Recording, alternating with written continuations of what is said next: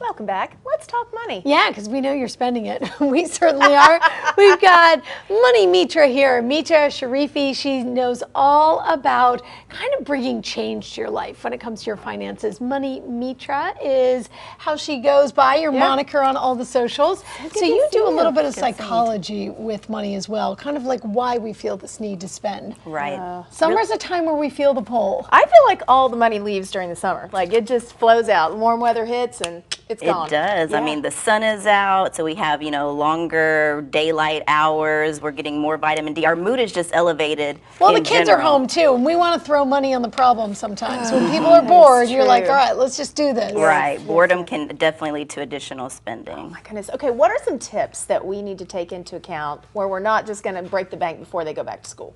So first off, we want to make sure that we, gas up and keep cool. And what that means is essentially, filling up your car in the middle of the week. If you think about even airline tickets, for example, I know we book those ahead of time, but buying them on Tuesdays or Wednesdays, we can get a better deal. And when it comes to gas, it's also simple economics. So if we're able to gas up middle of the week or even Wednesday and Thursday, we find that gas stations tend to raise their prices on Friday because more people are getting on the road, weekend travel, and so if you can avoid last minute fill-ups, you can save money there. And those are a little bit of savings, which is nice, but you say, hey, listen, if you really want to keep track of stuff, pay cash. Oh, that way you're not going to have that at the end of the month. Correct. And so if you spend cash, there's already that additional element of pain in having to actually pass that money over. So, cash is king, they say, but also we're not able to really keep track of our spending if we give cash. So I really suggest, using a debit card because at the end of the month we can get a breakdown of where we spent our money